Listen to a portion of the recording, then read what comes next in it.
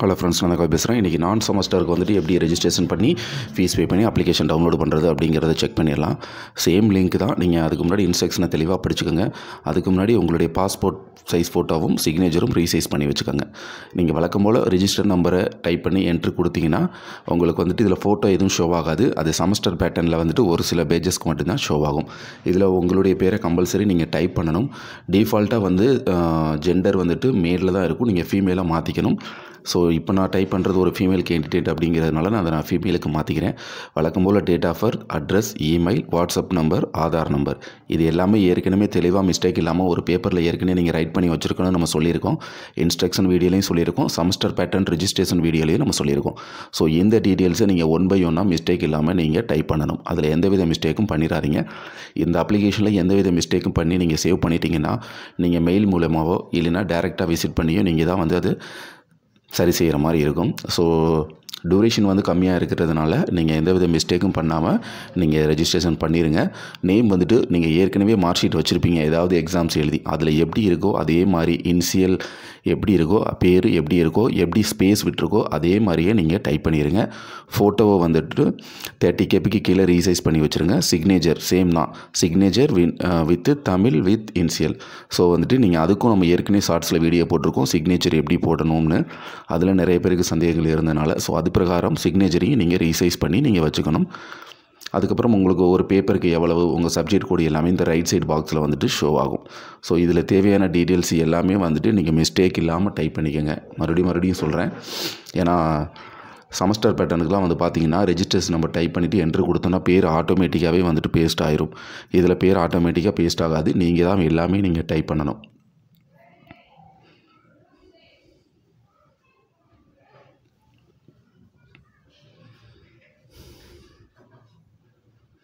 முக்கியமாக வந்து ஜெண்டரில் வந்து டிஃபால்ட்டாக வந்து மேலில் தான் பாயிண்ட் ஆகிருக்கும்.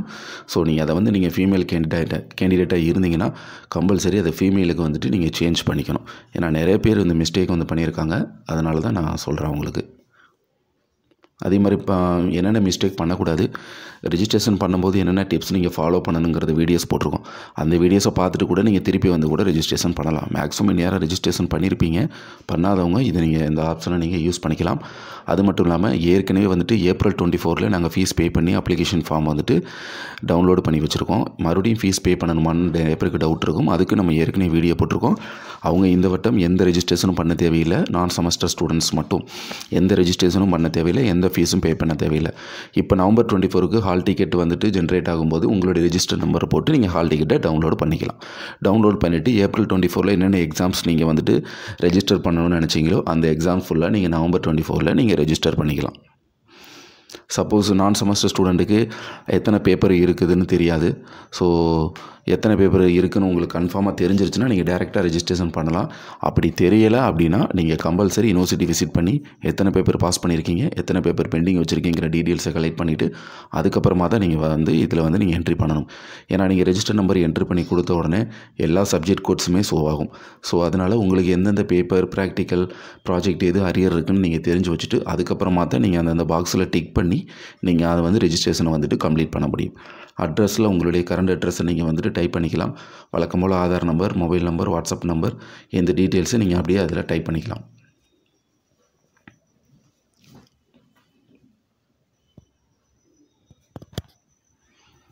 பேர் வந்துட்டு கம்பல்சரி வந்துட்டு சர்டிஃபிகேட்டில் இருக்கிற மாதிரியே டைப் பண்ணுங்கள். ஸ்பேஸ் கரெக்டாக இருக்கான்னு பார்த்துக்கோங்க. இனிஷியல் கரெக்டாக போட்டிருக்கீங்களான்னு செக் பண்ணிக்கோங்க.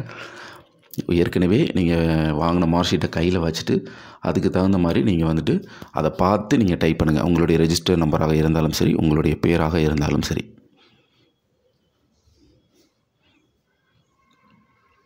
ஏன்னா மேக்ஸிமம் நான் செமஸ்டர் வந்துட்டு லாங் டிஸ்டன்ஸாக இருந்தீங்க அப்படின்னா அப்புறம் மிஸ்டேக் எதுவும் ஆயிடுச்சுன்னா அப்புறம் நீங்கள் மெயில் மூலியமாக டேரெக்டாக விசிட் பண்ணியே தான் நீங்கள் அதை சரி பண்ணுற மாதிரி இருக்கும்.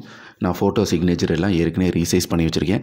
ஸோ ஃபோட்டோ இதுலேயும் சிக்னேச்சர் இதுலேயும் நம்ம வந்துட்டு ஷோ பண்ணிக்கலாம். நான் செமஸ்டருக்கு எக்ஸாம் சென்டர் கோடு மதுரை மட்டும்தான் வரும், வேறு எங்கேயுமே சூஸ் பண்ண முடியாது. ஸோ இதில் வந்துட்டு என்னென்ன பேப்பர்ஸுக்கு அப்ளை பண்ணுங்கிறத டிக் பண்ணிவிட்டு நம்ம கன்ஃபார்ம் அண்ட் சேவ் கொடுக்கறதுக்கு முன்னாடி மறுபடியும் ஒரு டைம் தெளிவாக வந்து எல்லா டீட்டெயில்ஸையும் செக் பண்ணணும். ரெஜிஸ்டர் நம்பர்லேருந்து, பேரில் இருந்து, நீங்கள் டைப் பண்ண உங்களுடைய பர்சனல் டீட்டெயில்ஸ் டீட்டெயில்ஸ்லேருந்து எல்லாமே நீங்கள் வந்துட்டு கரெக்டாக வந்துட்டு நீங்கள் செக் பண்ணணும். செக் பண்ணிவிட்டு எல்லாமே சரியாக இருக்குது அப்படிங்கிறத பார்த்ததுக்கு அப்புறம் தான் நீங்கள் கன்ஃபார்ம் அண்ட் சேவ் கொடுக்கணும். கன்ஃபார்ம் அண்ட் சேவ் கொடுத்துட்டிங்கனாலே பே ஃபீஸுங்கிற ஆப்ஷன் வந்துட்டு மேலேயும் காட்டும், பாட்டத்துலேயும் காட்டும். கொடுத்துட்டோடனே ஒரு 10 செகண்ட்ஸில் ஆட்டோமேட்டிக்காக பேஜ் ரீடைரக்ட் ஆகி உங்களுக்கு வந்துட்டு பே ஃபீஸ் ஆப்ஷன் காட்டும். பே ஃபீஸ் ஆப்ஷன் கொடுத்த உடனே ஆட்டோமேட்டிக்காக பே ஃபீஸ்க்குள்ளே போயிடும். நிறைய பேர் இந்த செமஸ்டர் பேட்டர்னில் என்ன சொன்னாங்கன்னா, நாங்கள் பே ஃபீஸ் பண்ணினது திரும்ப பே ஃபீஸ் பண்ண சொல்லுது அப்படின்னு. அப்படி ஏதாவது ப்ராப்ளம் வந்துச்சுன்னா நீங்கள் யூனிவர்சிட்டிக்கு மெயில் பண்ணிங்கன்னா ஆட்டோமேட்டிக்காக அதை சரி பண்ணிடுவாங்க. அதுக்கப்புறமா உங்களுடைய அப்ளிகேஷனை வந்துட்டு நீங்கள் பிரிண்ட் அவுட் எடுத்துக்கலாம். இப்போ நான் இதில் இருக்கிற எல்லா டீட்டெயில்ஸும் நான் செக் பண்ணிட்டேன், எல்லாமே கரெக்டாக இருக்குது. ஸோ பே ஃபீஸ் ஆப்ஷனுங்கிறது வந்து கன்ஃபார்ம் அண்ட் சேவ் கொடுத்தாச்சு. கொடுத்ததுக்கப்புறம் பே ஃபீஸ் அப்படின்னு ஒரு ப்ளூ கலரில் ஒரு பட்டன் காட்டும். அது இந்த ரெஜிஸ்ட்ரேஷனுக்கு டாப் ஆஃப் த மேலேயும் காட்டும், பாட்டம்லேயும் காட்டும். நீங்கள் எந்த ஆப்ஷனையாவது யூஸ் பண்ணி பே ஃபீஸுங்கிற ஆப்ஷனை நீங்கள் கிளிக் பண்ணிங்கன்னா அடுத்த ஸ்டெப்புக்கு ரெஜிஸ்ட்ரேஷன் மூவ் ஆயிரும்.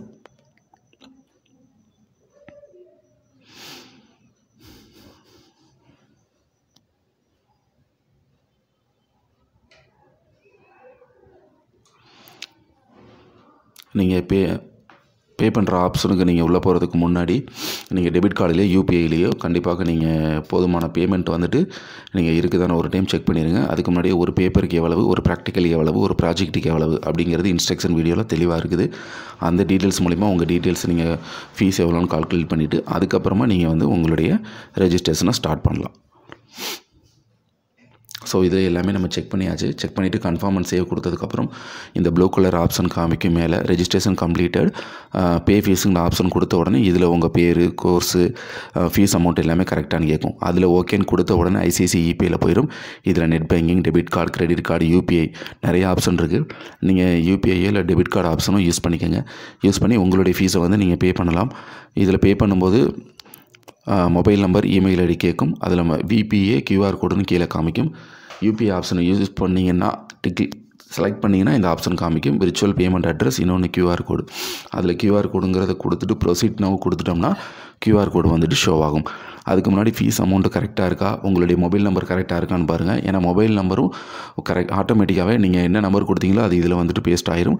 நீங்கள் பேரும் இமெயில் ஐடியும் டைப் பண்ணணும். அதாவது யூபிஐ ஆப்ஷனை சூஸ் பண்ணும்போது இதுக்கு வந்து பார்த்திங்கன்னா மொத்தம் net banking, debit card, credit card, UPI மொத்தம் 4 ஆப்ஷன் வந்து இதில் நீங்கள் பே பண்ணுற ஆப்ஷன் வந்து இருக்குது. ஸோ அதில் உங்களுக்கு எது வந்துட்டு ஈஸியாக இருக்குமோ நீங்கள் அந்த ஆப்ஷனை வந்துட்டு நீங்கள் சூஸ் பண்ணிக்கலாம். இதில் நான் யூபிஐ சூஸ் பண்ணியிருக்கேன். யூபிஐ சூஸ் பண்ணதுனால மொபைல் நம்பர் ஆட்டோமேட்டிக்காக பேஸ்ட் ஆயிடுச்சு. ஸோ நான் பேயர் நேம் வந்து டைப் பண்ணிக்கிறேன். அப்புறம் இமெயில் ஐடியும் வந்துட்டு நான் வந்துட்டு டைப் பண்ணிக்கிறேன். டைப் பண்ணிவிட்டு வந்துட்டு QR கோடில் கொடுத்து ப்ரொசீட் நம்ம கொடுத்தோன்னா QR கோடு வந்துட்டு ஷோ ஆகும். இதில் வந்துட்டு 5 நிமிஷத்துக்குள்ளே இதில் வந்துட்டு நீங்கள் பே பண்ணிங்கன்னா இல்லைனா வந்துட்டு பேஜ் வந்துட்டு எக்ஸ்பைரி ஆயிரும். ஸோ இதை வந்துட்டு உங்களுடைய யூபிஐயில் ஸ்கேனரை யூஸ் பண்ணி நீங்கள் ஸ்கேன் ஆப்ஷனை யூஸ் பண்ணி நீங்கள் ஸ்கேன் பண்ணி அமௌண்ட்டை பே பண்ணதுக்கப்புறம் அப்ளிகேஷன் சக்ஸஸ்ஃபுல் பிரிண்ட் அப்ளிகேஷன் நிறைய பேருக்கு காமிக்கும். பிரிண்ட் அப்ளிகேஷன் நீங்கள் கொடுத்துட்டிங்கன்னா பிரிண்ட் ஷோ ஆகிரும். மொத்தம் அது 2 பேஜ். மறக்காமல் கையோடு நீங்கள் வந்துட்டு அதை பிரிண்ட் அவுட் எடுத்து வச்சுருங்க.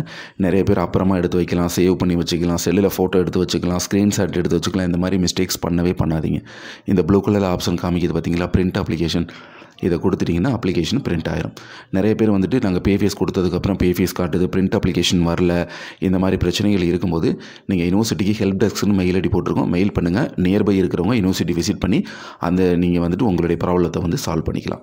ஸோ இதுதான் நான் செமஸ்டருக்கு உண்டான ப்ரொசீஜர். ஃபீஸ் பே பண்ணி அப்ளிகேஷன் டவுன்லோட் பண்ணுறது. ஸோ நான் செமஸ்டருக்கு இதில் என்னென்ன டவுட் இருக்கோ இதில் இந்த வீடியோக்கு கீழே கமெண்ட் பண்ணுங்கள். கண்டிப்பாக நான் வந்து உங்களுக்கு ரிப்ளை பண்ணுறேன்.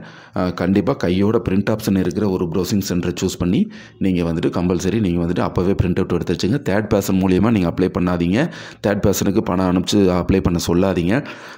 இந்த மொபைல் ப்ரௌசிங் சென்டரில் அவங்களே பே பண்ணுறதுக்கு அலோவ் பண்ணாதீங்க. ஏன்னா என்ன மிஸ்டேக் நடந்துட்டாலும் பாதிப்பு உங்களுக்கு தான். ஸோ நீங்களே பே பண்ணுங்கள், நீங்களே அப்ளிகேஷனை டவுன்லோட்